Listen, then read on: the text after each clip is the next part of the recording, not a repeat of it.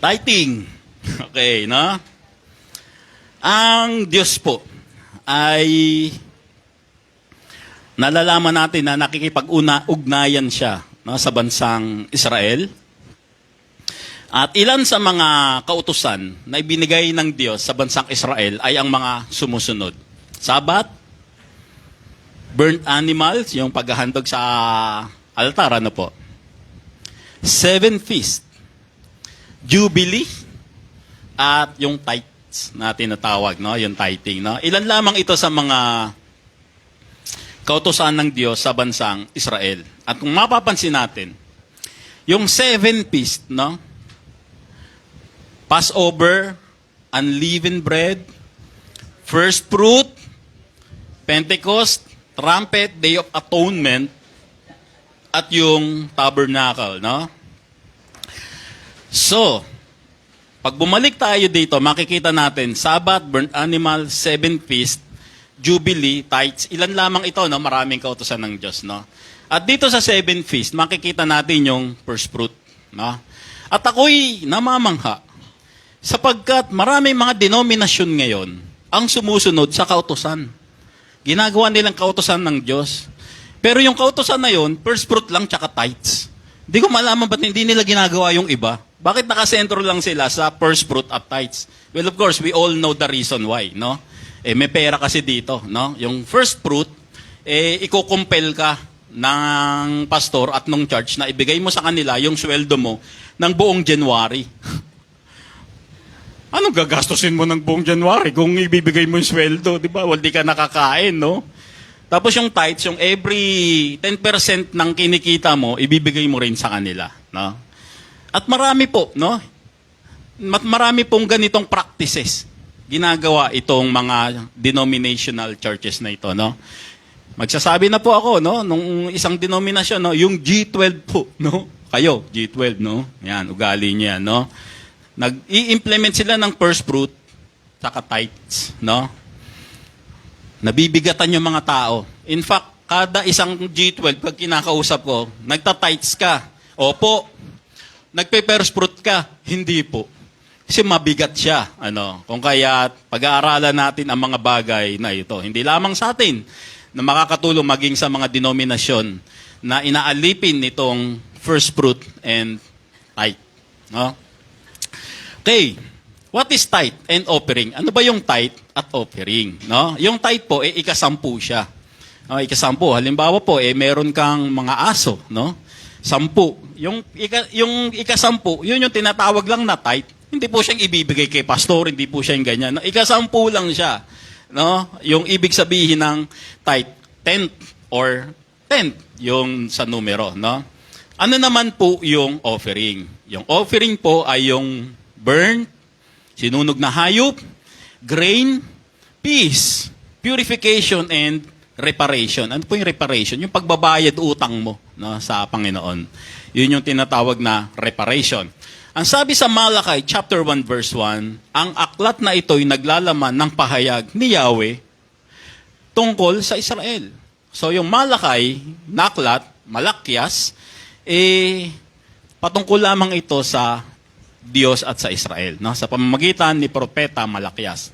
Sinabi ni Yahweh sa bayan ng Israel. Ito yung tinatawag na between God and Israel. Israelites, no? Now, ito yung pinakasikat na berso na ginagamit ng mga denominasyon. Yung Malakay 3:10. Ang sabi, bring ye all tithes into the storehouse. So may sinasabi dito, tithes, no? Ibigay yung ikasampu, tithes. Into the storehouse, no? Ano ba yung storehouse? Bodega, no? Ano pa? Storage, di ba? Ganyan yan, no? Into the storehouse. So, yung Malakay 3:10, tithes siya, ilalagay sa storehouse. Okay. That there may be meat. Dapat may karne, no? That there may be meat. Yan, meat in mine house. Okay, no? So, 4 yung tinutukoy dito sa talatang ito. Yung tithes, ilalagay sa storehouse. Tapos yung meat, yung mga karne. Tapos, sa mine house, yung tinatawag ng Diyos na bahay niya, no? Tatalakayin natin, no? Ito yung sinasabi ng Malakay 3:10. Ito yung kasunod niya. If I will not open you the windows of heaven and pour you out a blessing that there shall not be room enough to receive it, no? By the way, no?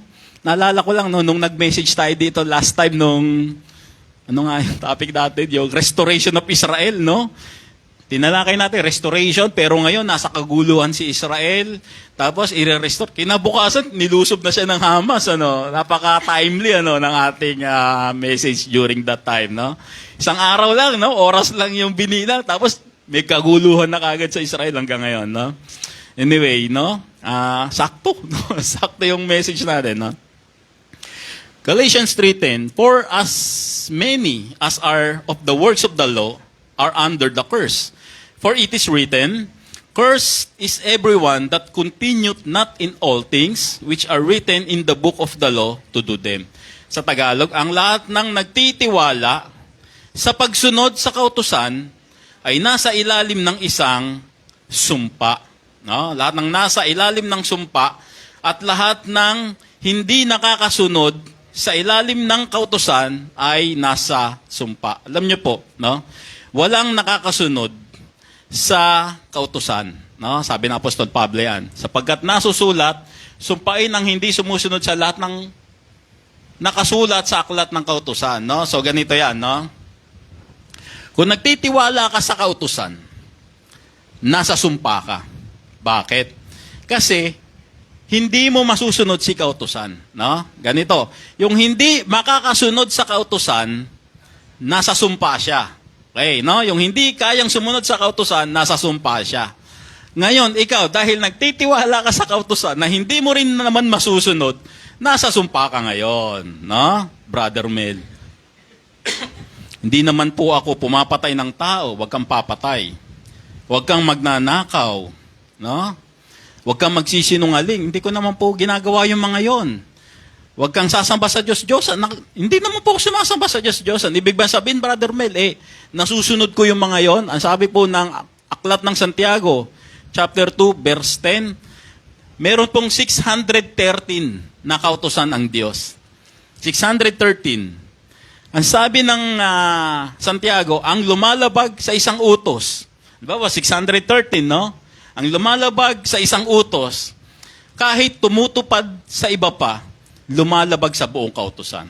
Di ba? Nagawa mo yung 600, pero yung 13, hindi mo sunod, nilalabag mo na yung buong 613, yung buong kautusan. No? So, dapat, ma-perfect mo yung kautusan. O, hindi ka nga nagsisinungaling. Pero, may iba ka namang ginagawa, no? Igalang mo yung ama't ina, hindi mo naman minsan nare-respeto.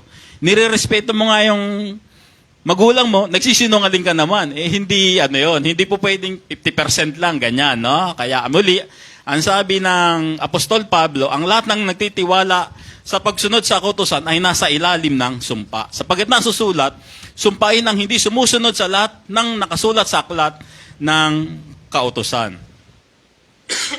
Okay, imposible na masunod ang kautusan. Since imposible siyang masunod, nasa sumpa tayong lahat. Nasa sumpa pala sila, no? Lalo na itong mga nagpapatupad ng Malakias 3:10, no? Ito ay kautusan ng Diyos, pinipilit nilang sundin, di nila masunod, nasa sumpa po kayo, no? Sorry to say, no? Now, bi-breakdown natin itong tinatawag na tithing, no? Unahin natin sa Deuteronomy chapter 14 verse 22 to 23. Ang sabi ay ganito ng Diyos sa Israel, kukunan ninyo ng ikasampung bahagi, kukunan ninyo ng ikasampung bahagi ang inyong ani taon-taon. So every year, no? 10%, 10% every year, no? Ang ikasampung bahagi ng inyong ani, alak, langis, at panganay na alagang hayop, kung ano man yan, baka, kambing, no? Ay doon ninyo kakainin sa lugar. Kakainin siya. No? Kakainin. Hindi bibigay kay pastor sa church. No? Kakainin siya. No? Napipiliin ng Diyos ninyong si Yahweh upang siya inyong parangalan. No? So, tithes. No? May sinasabi ditong tithes. No? Ngayon, ito. kukuhanan ninyo ng 10 bahagi ang inyong ani, taon-taon. Yan, ha? Kukuhanan ninyo ng inyong 10 bahagi ang inyong ani, taon-taon. No? Ang sabi ng Biblia, kunin mo yung ani every year, no? Alak, langis, o panganay, no? So, ganyan daw ang gagawin ninyo, sabi ng Diyos sa Israelita. Hindi yung sweldo ka, 10%, bigay mo kay pastor, bigay mo kay church. Hindi ganon, no? Ito po, prutas, gulay, alak, langis, at panganay ng inyong mga alagang hayop, hindi po siya pera. Walang kinalaman yung salapi dito, no? Ito po ay galing sa kanilang taniman, poultry, kung anuman. And then, dun po sila kukuha ng tithes nila, no? Yung 10%, no? So, ito yan, mga yan, no? Yung mga inani nila. Kukunin yung 10% taon-taon. Ano daw yung gagawin dun sa 10% na yon, no? Ganito raw. Ang 10 bahagi ng inyong inani mo, no? Alak, langis, at ang panganay ng inyong mga alagang hayop, doon ninyo kakainin sa lugar na pipiliin ng Diyos, yung mine house. No, yung mine house. Siyempre, itatago mo muna to. Ito yung tithes, itatago mo muna yan sa storage. Yung kanina, yung storehouse.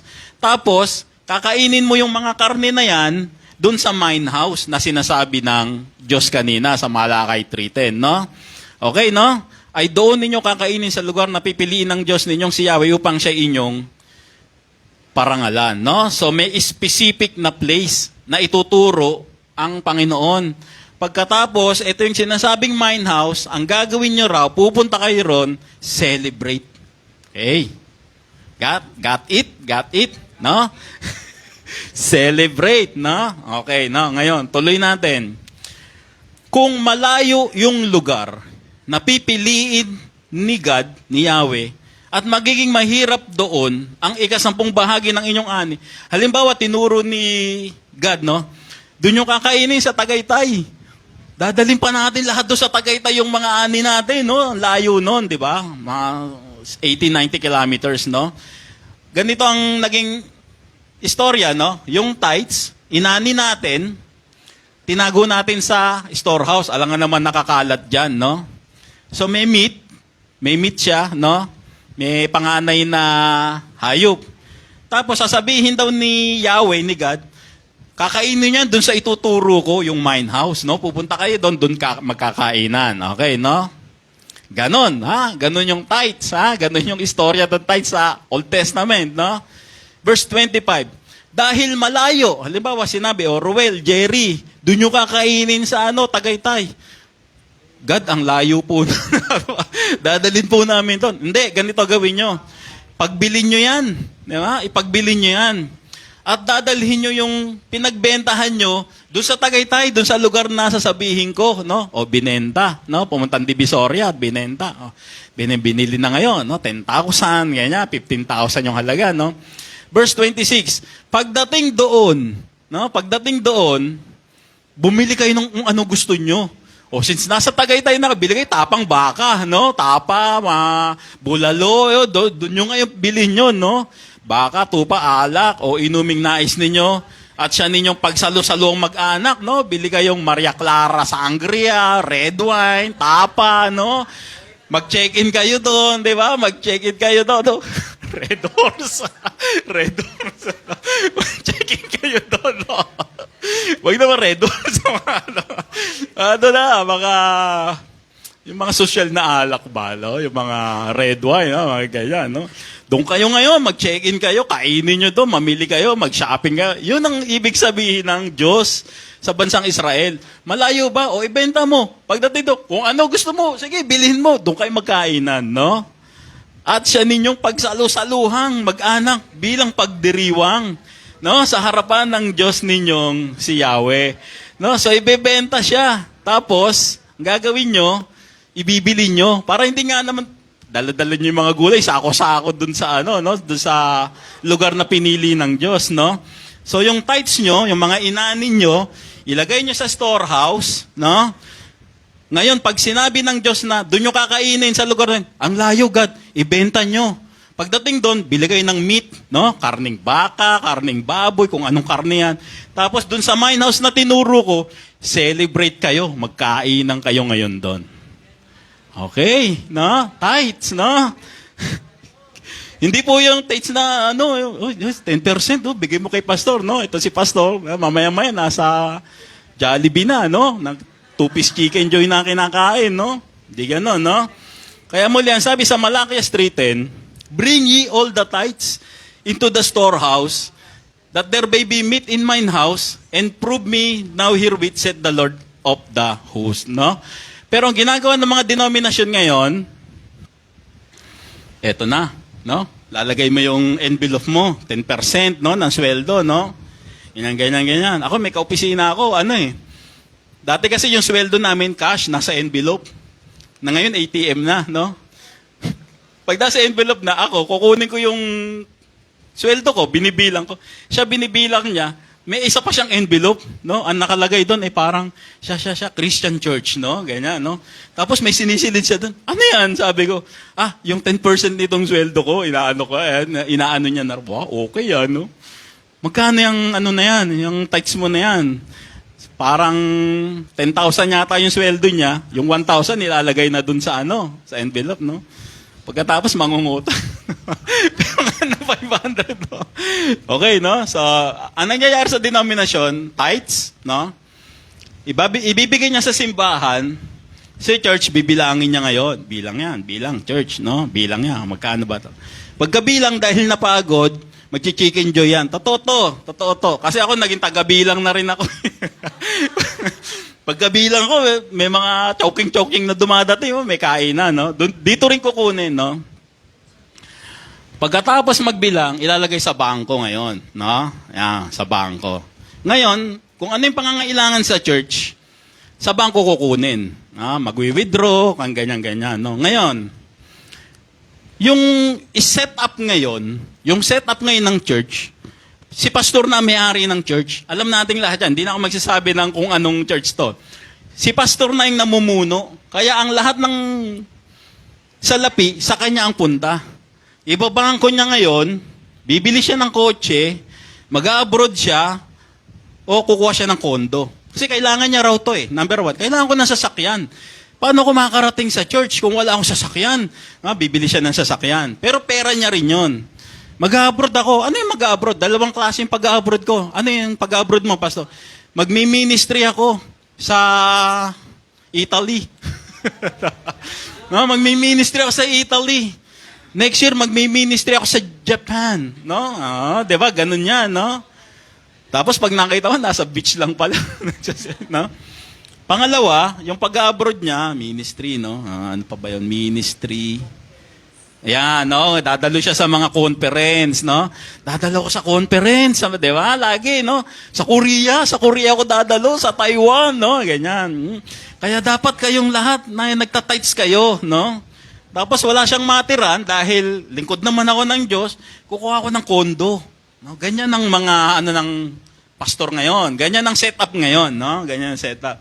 So, huwag kayong magtataka, makita niyo yung mga kaibigan yung pastor, nasa Boracay, nasa Palawan, no? Nagamit nila yung pera ng church, no?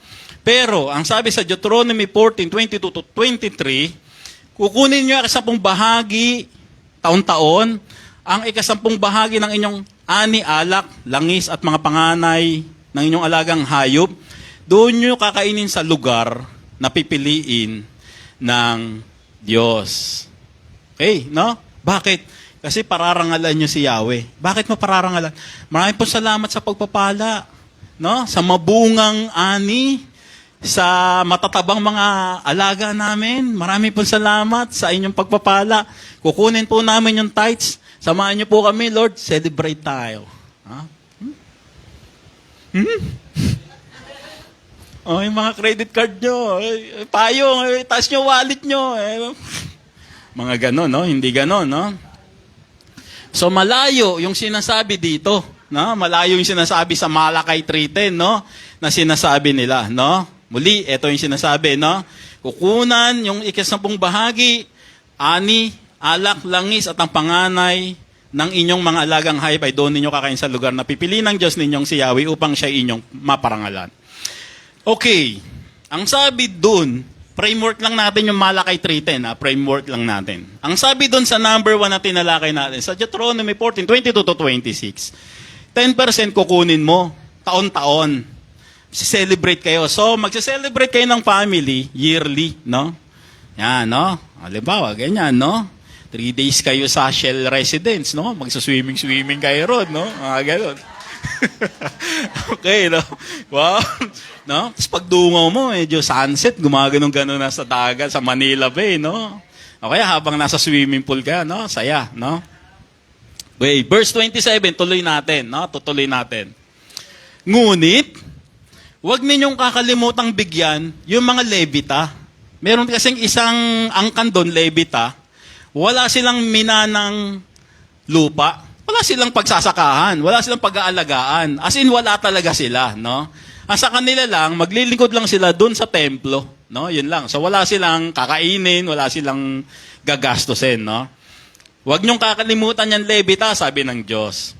Tipunin ninyo yung 10 bahagi ng inyong ani tuwing 3 taon naman. Kanina taon-taon.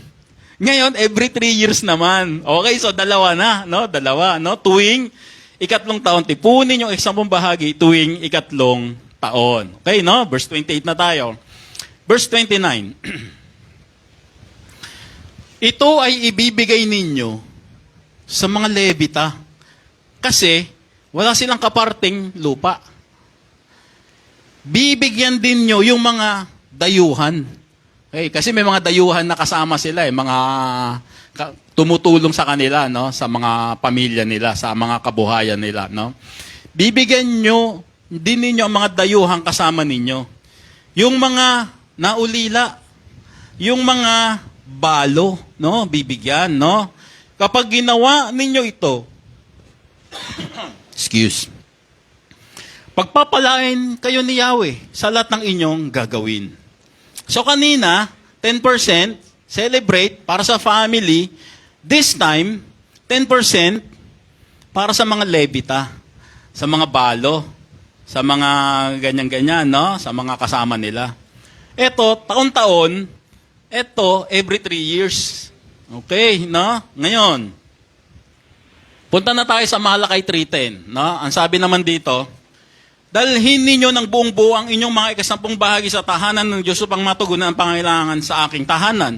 Subukin ninyo ako sa bagay na ito kung hindi ko buksan ang mga bintana ng langit at ibubuo sa inyo ang masaganang pagpapala. So kanina, 10% for family, 10% for Levites. Ngayon, 10% for temple. Oh, sa templo na ngayon to, no? Sa templo, okay, no? So tatlo yan, 10% yan, no? O, eto, taon-taon, eto, kada 3 taon, eto, kada ani, 10% para sa templo, no? Kasi may paggagamitan, okay, no? So, a total of 30% ng pagkain, hindi pera, no? Kung talagang i-implement yung tithing according sa Biblia, ganito dapat ang gawin. Hindi yung kada sweldo mo, kuha ka ng envelope, yung 10% ilalagay mo, bigay mo kay pastor. Hindi ganun, no? Ganito. No? Ganito yung framework niya, no? Ito nga yung Malakay 3:10 framework, no? Okay? Naunawaan. Yan, okay, no? Ano ginagawa ng denominational, no? Uumpisahan ka ngayon yan sa Malakay 3, uumpisahan niya sa 8. Ang tanong ko na matuwid bang pagnakawan ng tao ang Diyos? Biglang ganun, no? Biglang ganun yung intro ni nung nasa church, no? Hindi. Ngunit pinagnanakawan ninyo ako sa paanong paraan, sa mga 10 bahagi at mga handog. Isinumpa ko kayong lahat sapagkat ako'y pinagnanakawan ng buong bansa. Out of context siya. Pagbibintangan ka ngayon magnanakaw. Pagbibintangan ka ngayon nasa sumpa ka ngayon, no? Dahil lang sa out of context, no? Dapat konteksto lagi, no? Yung sinasabi natin dito, konteksto lagi tayo, hindi yung dahil meron kang nais makuha dito kay member, tatakutin mo siya. Ito naman si member, di rin nagbabasa ng Bible, di rin alam context, walang magagawa. Susunod lang, no? Sunod-sunuran, no? Ngayon, hindi po yan makukuha. No? Yung pagko-contextualize po, hindi po yan makukuha kahit mag-aral ka ng theology, divinity, Christology, church history, mag-aral ka ng Greek, Hebrew, gumamit ka ng concordance, commentaries ng mga libro. Hindi po yan makukuha kung hindi ka marunong mag-contextualize. Ang pagko-contextualize po ay pag-aaral ng salita ng Diyos in a serious matter. Yung aalamin mo talaga siya. No? Bakit po nasabi ni Brother Mel yan? Kasi po maraming pastor ngayon, ginagamit pa rin yung sinasabi na pinagnanakawan niyo ang Diyos. Bakit na ito ginagamit yun? Ba't siya out of context? Nag-aaral naman siya ng theology, divinity, Christology, church history. Gumagamit siya neto. Bakit lagi siyang out of context? Isa lang ibig sabihin, si Bible school at si pastor, di nila kakaya mag-contextualize. Kahit na nandito sila. Kahit na may pinag-aralan sila. Bakit? Kasi hindi sila marunong mag-rightly divide the word of truth. Okay, no? Ngayon, kung sinasabi nyo na yung sumpa nasa sa inyo dahil hindi kayo nagtatights, kung babasahin nyo po yung buong Old Testament, kapag sinumpa ka ng Diyos, aalipinin ka ng banyaga. Nilulusob po ang Israel ng Syria, Babylonia, mga Philistines. Nilulusob po nila yon. Inaagaw po nito mga banyaga nito yung mga ari-arian nila. At nagkakaroon sila ng matinding salot sa bayan. At nagkakaroon sila ng mga pahirap na karamdaman. Ito po yung nangyayari pag sinusumpa ng Panginoon ang bansang Israel. No? Pero dito, ang sasabihin ni pastor, naku, nasa sumpa kayo, ganyan. I-apply niya doon sa miyembro. Kasi tinatakot niya, kasi para mag-tithes. At pag nag-tithes yan, marami siyang pera, may pang-abroad siya. No? May pambili siya ng kotse and everything. No? Hindi po ganon ang konteksto ng tithing. No? Okay, Old Testament po yon.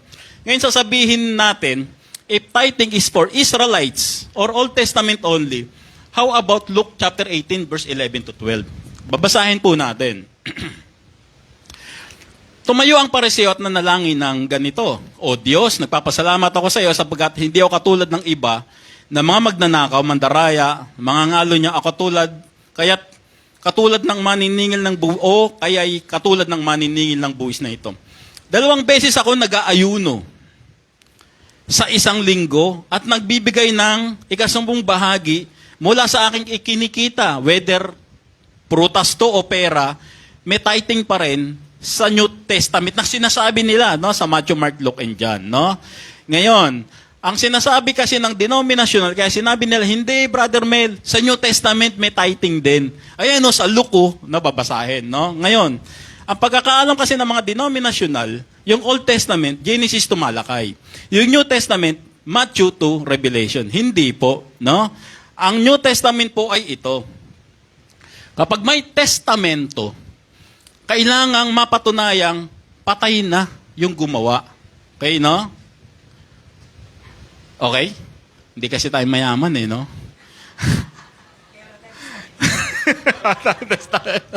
No, pag nanonood tayo ng TV, ano eh, no? Yung tatay buhay pa.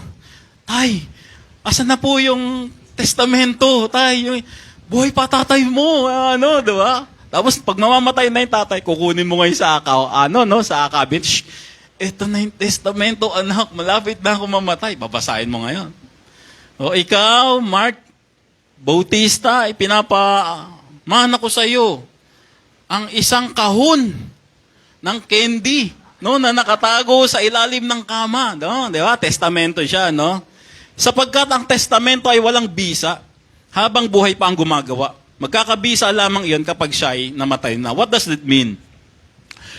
Sa Matthew, Mark, Luke, and John, buhay pa Panginoong Jesucristo. Kaya walang New Testament. Walang New Testament. Namatay siya sa huling bahagi ng John. O sa huling chapter ng Matthew, Mark, Luke, John, doon siya namatay. So pagkamatay ng Panginoong Jesucristo, doon pa lang gagana yung testament. Sa Matthew, Mark, Luke, and John, ang lakas-lakas ng Panginoong Jesucristo, nag-ano pa siya, nagmi-ministry, no? So, mali po na sabihin na, Matthew, Mark, Luke, and John na New Testament na. Hindi po.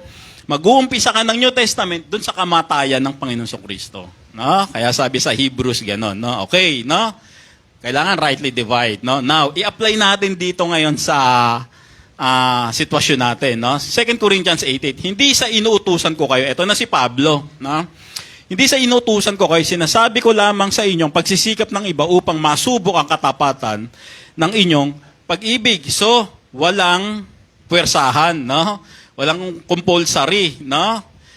Katapatan lang, no? Katapatan. Verse 9, hindi kaila sa inyong kagandahan loob ng ating Panginoon Kristo na kahit na mayaman, ay naging dukha upang maging mayaman kaysa pamamagitan ng kanyang pagiging dukha. Kaya ito ang payo ko, mas mabuting ipagpatuloy ng inyong pag-iipon ng kaloob na, no? Hindi na tithes, no? Nasisimulan ninyo noon pang 1 taon. Kayo ang nanguna, hindi lamang sa pagsasagawa nito, kundi maging sa paghahangad. So meaning, yung body of Christ, sila yung nanguna sa pag-iipon. Gusto namin mag-ipon. Bakit? Gusto namin kumain sa labas. Gusto namin ganito, ganon, no? Kung ano man yung gusto nila, no? May gusto silang gastusin. So, ang sabi ng Pablo, kayo yung nanguna. Okay na yan, sige, no? Bahala na kayo dyan. Now, ang sabi niya, kaya tapusin na ninyo ito. Ang sagisag ninyo noon ay sa paghahangad ay tumbasan ninyo ng sigasig na tapusin ng mga bagay na ito. Magbigay kayo ayon sa inyong makakaya. Tapusin nyo na yung law, yung kautusan, yung tithes, yung compulsory, yung puwersahan. Tapusin nyo na yan. Magbigay na lang kayo kung ano lang yung kaya nyo. No? Pupunta kami sa ganito, ganon. Sige, mag-collection tayo, ambagan, kung ano lang yung kaya, kung magkano yung pera, kung saan makakarating, doon tayo. Ganon lang naman kadali yung sinasabi ng Apostol Pablo. Sapagkat kung may hangaring magbigay, tatanggapin ng Diyos ang inyong kaloob ayon sa inyong makakaya at hindi ayon sa inyong kaya.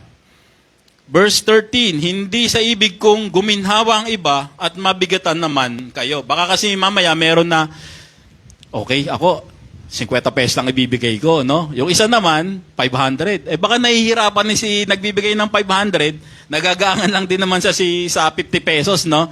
Sabi ng Apostol Pablo, wag naman yung dumating yun, nabibigatan ng iba, masyado naman magaang sa iba. Okay lang yung kung ano lang yung kaya nyo, no? Ngayon, ang problema sa ngayon, si rightly divider na leader, no? Dapat self-supported si rightly divider. Kung iuumpisa siya ng gawain. Bakit? Kasi magtuturo siya ng mga katuruan na laban sa tithes offering first fruit. Because he will teach, walang puwersahan, no compulsory.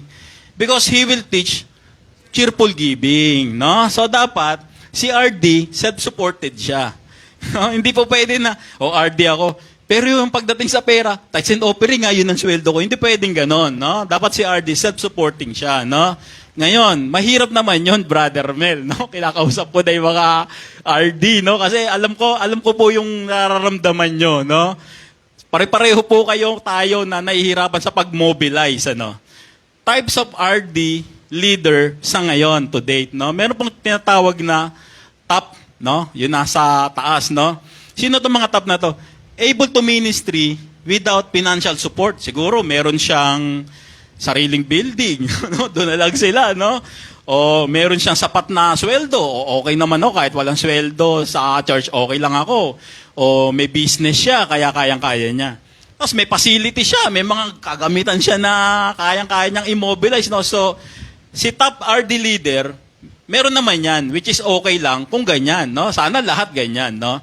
Ngayon, meron namang middle, no? Able to ministry with minimal support, no? Kailangan siguro ng konting support, no? Kasi wala siyang building, wala siyang malaking sweldo, walang business, tapos minimal lang yung facility niya, no?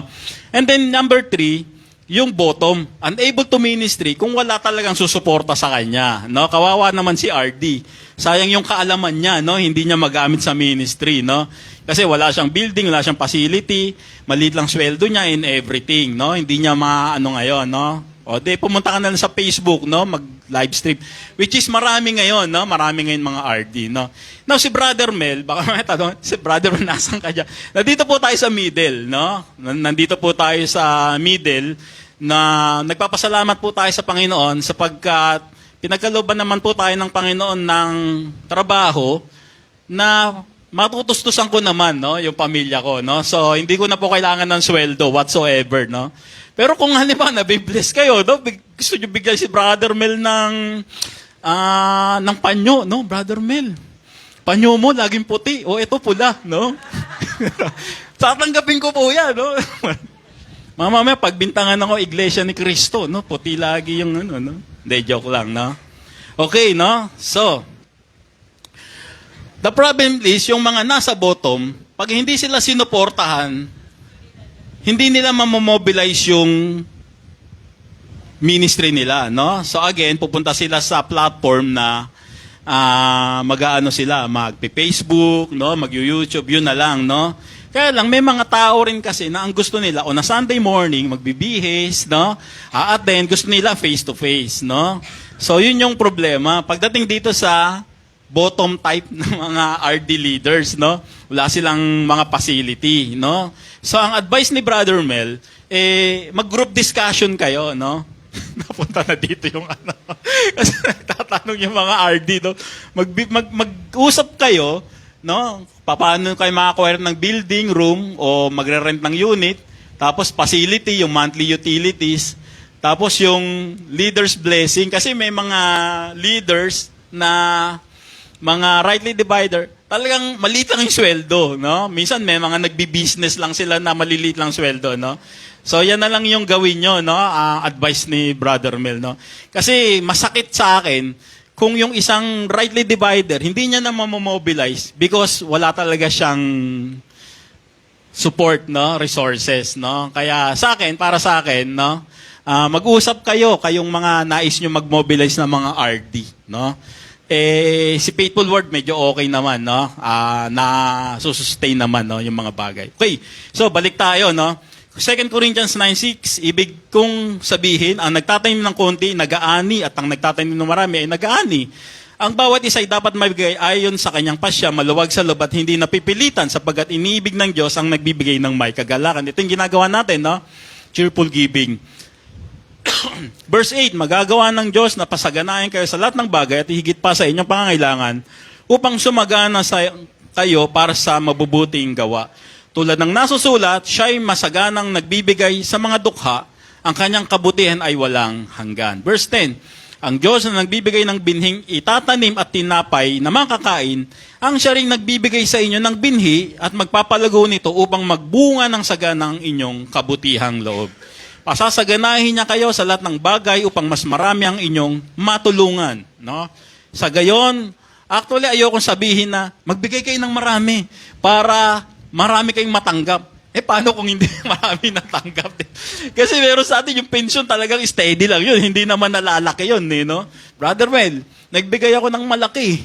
Hindi naman tumaas yung pension ko. Hindi naman natin control si GSIS kung magtataas siya ng pension sa mga no? So again, cheerful giving lang, no? Yung hindi mabigat, no?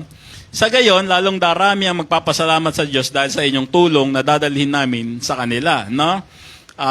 Ang paglilingkod ninyo upang tumulong sa mga kapatid ay hindi lamang makakatugon sa kanilang pangailangan, kundi maging dahilan pa ng nag-uumapaw na pagpapasalamat nila sa Diyos.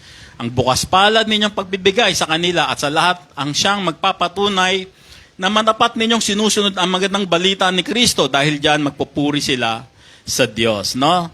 Okay, no? Ayoko mag-compel, no? Ayokong mamuwersa.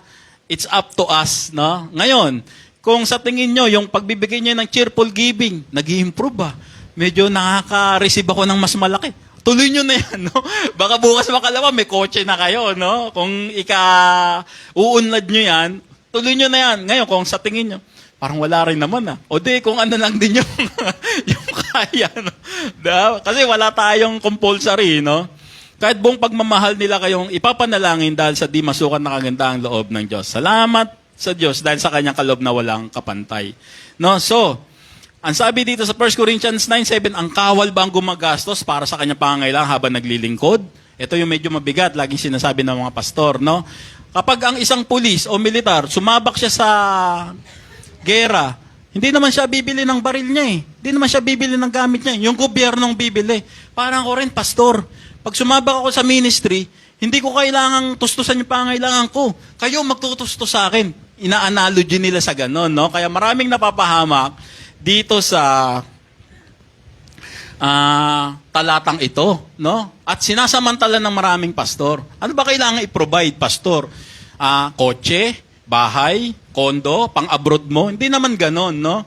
I-provide nila yung mga gusto mo, libro. O sige, bili ka namin libro. Internet connection para makapag-research ka. O sige, pero na to the point na monthly ba yan? Di ba? Minsan nasa Boracay, nahirap-hirap yung mga members sa pagre-raise ng pera. Ang sinasabi ko ay hindi nababatay sa kaisipan lamang ng tao. Ganun din ang sinasabi ng kautusan. Sapagkat nasusulat sa kautusan ni Moises, huwag mong bubusalan ang bibig ng baka habang ito'y gumigiig. O, ngayon, kapag nagmi-ministry ako, huwag niyo akong gugutumin. Huwag niyo akong gigipitin. Bigay niyo lahat ng pangangailangan ko. Nasa Bible. Huwag mong bubusalan ang bibig ng baka habang ito'y gumigit. Kasi yung baka, pinapakinabangan mo yan. Nagagamit mo yan. May mga nakukuha ka dyan. Kaya dapat, ibigay mo yung lahat ng pangangailangan niya. Ako, pastor, ako minister, lahat ng pangangailangan nyo, nabibigay ko, na imi-message ko. Kaya dapat, bigay nyo lahat ng pangangailangan ko. Ganun sinasabi ng mga denominasyon. Kaya delikado yung mga bagay na ito. No? So again, Brother Mel, suportahan nyo ng konti yung mga pastor nyo kung talagang nasa bottom sila. No? Ngayon, kagaya namin, nasa middle, tsaka nasa top, no need for support. Salamat na lang sa Diyos, binigyan kami ng hanapbuhay ng Diyos. Ngayon, yung mga nasa bottom, supportahan nyo. But not to the point na sasabihin nila na lahat ng pangailangan ko, ibigay nyo. At ako magme-message every Sunday, matutuwa kayo. Hindi ganon. No? Hindi ganon. No? Minimal lang. No? Now, a blessing for servant of Jesus. Sa mga naglilingkod, ganito lang. No? Not to take advantage or threat members. Huwag kayong mananamantala sa mga miyembro nyo. At wag nyo rin silang tatakutin, nasa sumpa kayo, hindi, no? Okay lang yon, no? Cheerful giving lang. Sa mga members nyo naman, no? Not to take advantage on teachers. Hindi naman pala kailangan ni Brad, no? Sabi nga ni Brother Bal, di naman pala kailangan nito ng ng monthly, ibigay yung lahat, ganyan. Bahala ka sa buhay mo ngayon, no? Wag naman po, medyo sensitive din kayo, lalo na dun sa mga bottom, no? Yung sa mga bottom na pastor, no? Na nagra-rightly divide, hindi yung mga denominational, yung mga nagra-rightly divide lang, no?